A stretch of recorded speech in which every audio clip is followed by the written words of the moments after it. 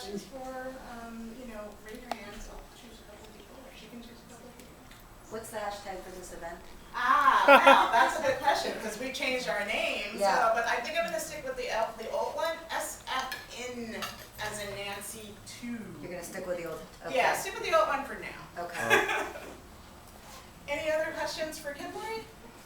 Yeah, got one back here. Yeah, just how do girls find out about you, or do you approach schools, or how does it happen? We do. So we work with schools in the community and now in the different cities, but we also do some outreach with other organizations.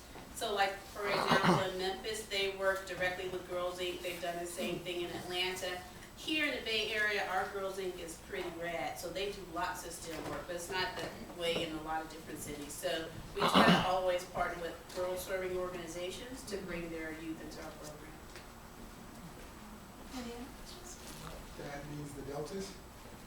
Do we? The Delta Sigma Theta and We have other had- sororities? We have had some conversations with them about their Delta Gyms program, but they haven't gotten their girls in yet. But we're definitely, considering that as an option as well. Could you speak to your experience recently at the White House as a part of that panel? I was following online. Okay.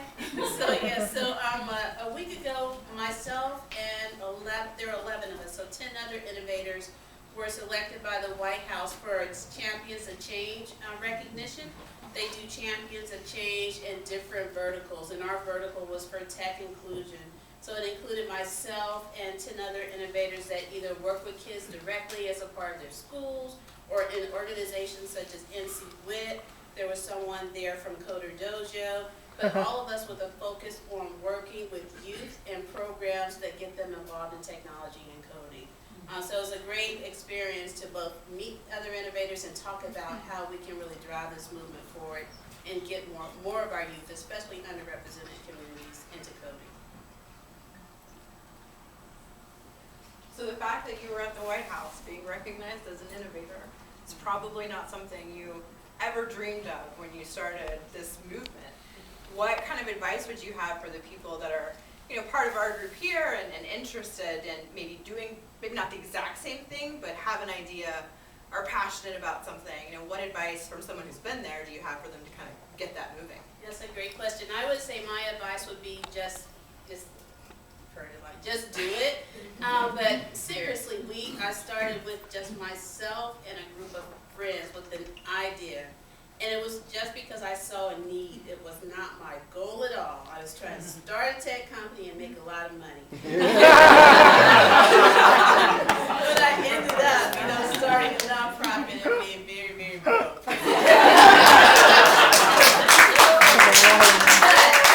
But myself and also my staff, we always joke about it. Although we're very, very broke, it's probably like the most satisfying thing we've ever done. And I've been around for a long time.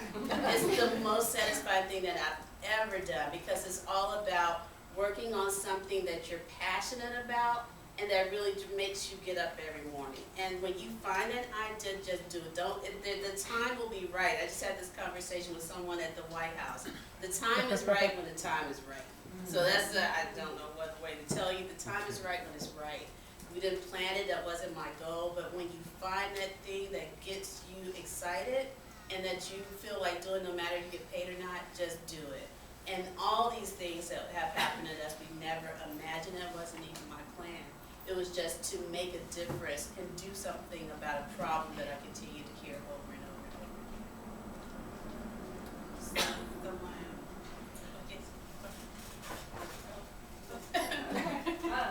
Well, kind of on that, you've spoken to how you've been able to grow so quickly just in the last 2 years, and serving thousands of girls and women now. How were you saw the need, but how are you able to grow fast enough to meet it? We were talking about that earlier today too when I came in. One of the things that we did is we decided very early when we started that we would run BGC not as a traditional nonprofit, but more like a startup. And part of that was because, as I said, that was my goal. I was trying to start a startup company. So that was in my head. So I was only thinking lean startup methodology, Steve Blanks, that was in my head. And so as we took this path to starting a nonprofit, that's what I did. I didn't go the traditional nonprofit route. I ran BGC from the very beginning as a startup.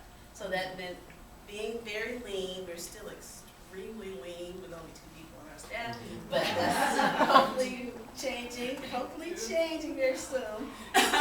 But really leveraging resources that we could outside. So we probably have over 600 or so volunteers on our volunteer roles, and we leverage those resources from everything from curriculum development, for marketing, for community outreach, for program execution. And we've also been open to being able to iterate and pivot consistently. So when we started, we did not plan on having this chapter-based model. I thought I would actually have BGC staff in all these places, and I quickly found like, I don't think we can really afford that. But we had this model. We had this one chapter in Atlanta that just stepped up to the plate, and the volunteers were like blowing our minds. They were, taking our vision and then executing it and making it better. And we knew we had something there, and we quickly changed to this chapter model. And then we started to replicate it in city to city. And even now, this year was the year we said we would really nail down this model, but now it's looking like we will probably pivot again because we've had summer camps and they're extremely successful, but we only do that here. So we're like, okay, if we can do 1 week, we could do 4. We could do 1 week with 24 girls. We could do 4 weeks with 100 girls. So let's just take a school and just do it. So we're always open to things like that, and we find things that work. So being able to be nimble and being able to change. So we don't know that all the things that we do are gonna work, but we're open to it. Just try it, and if it doesn't work, we'll do something differently. So being flexible and open to failure has really helped us as we've grown. Is there a description of the kind of the organization and kind of how the instructors get involved and how the structure of the organization, like on the website? Or can you talk about it? We don't have much of that information on the website yet, but that's one of the things that we've been working on this year. We're part of an organization called Full Circle Fund that takes nonprofits and they incubate us, so to speak, and help us on certain things, and that's one of the things that we're working on with them. Really nailing down this chapter model, this chapter structure, this chapter definition, so that we can just do that. So when someone is asking about it, we can have this information readily. Because right now it's all been sort of organically grown, and now we're trying to actually institutionalize that as an organization. So I have a nonprofit, Afrocentric School in San Francisco. Is there a list of volunteers or corporations that would help with the technology in the school? Do you have A list of companies that will do. that would send volunteers or, partner up? Yes, but we don't have a list. So the organization part of the things that the White House has been doing over the last year is this whole initiative around tech inclusion. Mm-hmm. And one of the initiatives that came out of that or grew out of that is called US 2020. Look that one up. Okay. They're just starting to take off pretty rapidly. And their whole mission is to take executives and corporate engineers and put them into nonprofit organizations to do volunteer work. Okay. And that's like has several major corporations already signed up, and they're looking for community partners. So if you have a school, if you have another organization that's doing some work in this area, they're looking for partners to send volunteers to. It was US 120. I'm looking for that. US 2020. Is that a year indication? What's the 2020 for? Is it That's, indication that they want so I don't something wanna by misquote this, but they want to get more than 1 million or something at schools and kids trained in computer science by this year, 2020. And so they're leveraging these partnerships with corporations to send volunteers back into the community and to do that. Yeah, it's pretty good. Thank you everyone for such great, oh, did you have it? Yeah, he did. Oh my God, I'm like, thank you. I was wondering if there's anything that you're expecting to be really difficult about this process that actually ended up being really easy. and vice versa? If something you thought was going to be really easy and it ended up being really. I think I thought in the beginning, getting folks to volunteer easily, that was it. It's getting people to volunteer to come in and work with kids and their spare time would be hard. But that has been easy. We probably have more volunteers than we can engage. We have so many volunteers. And so we keep up with struggling. We struggle with how to have enough things going on to keep them into the movement. I think what I thought would be hard, and it really is hard, is raising money. But you know, I think that's just relative. I'm an engineer by trade, so that's me trying to sell something that's really not what I would do. That's a normal thing for fun. So for me, it's just not. It's hard, but in the nonprofit sector in general, especially in this economy, is difficult, and it remains to be one of them. Yeah. You spoke about fundraising. Did you do well with the there was a contest or something from Azure? Yeah, so that contest is still going on. We actually have a sign up in the back for that one. So we're in the lead right now and we're continuing, but it doesn't end till like October. But that's a great question from the standpoint of, because funding is hard, following up on Richard's question, we've always looked for unique and alternative ways to raise funds. And one thing we know we had, if we had nothing else, we had a huge community support. And so we leveraged that, you know, for the last 2 years to help us to get our goals. If we weren't getting traditional funding, we knew that we had a huge crowd, a community of supporters that $1 at a time would support us if we told them we needed their help. And so the first year we did it was because really we were running out of funding, and we're like, oh boy, summer's coming, how are we gonna get this work done? We're like, let's go out and try to crowd fund, and we raised $18,500 that first year. So a little bit over $15,000, which was our goal.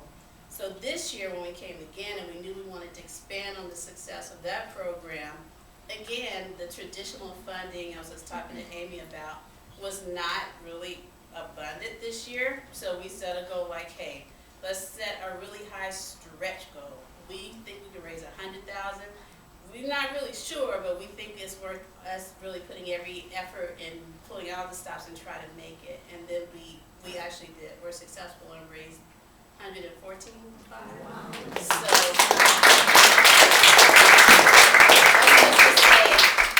you know, always look for alternative ways. Don't always go the traditional route, because the traditional route is a lot of people trying to go down that road. So try to go the back way, where people are not, well, everybody's trying to crowd money now, but whatever it is, even if it's a contest, if it's crowdfunding, always can think of innovative ways to help you get to your goal, no matter what it is, in funding or resources, etc. Because I think that will help you be successful. Okay. Just a quick one, which is how are you managing your volunteers? What kind of online community and volunteer management tools are you using other than Facebook and Twitter? That's our question. Yeah, that's one of That's our one of our questions. questions. Yeah, for the problem solving Yeah, session. problem. Yeah. So we've used a tool that doesn't, it's okay, for just gathering information, but that's one of the things that we recognize we can do better. So that's one of the questions for the problem solving session tonight, is what type of things. Oh, good. Yes. Yes. So I'm that we can excited to participate. get some suggestions. You may have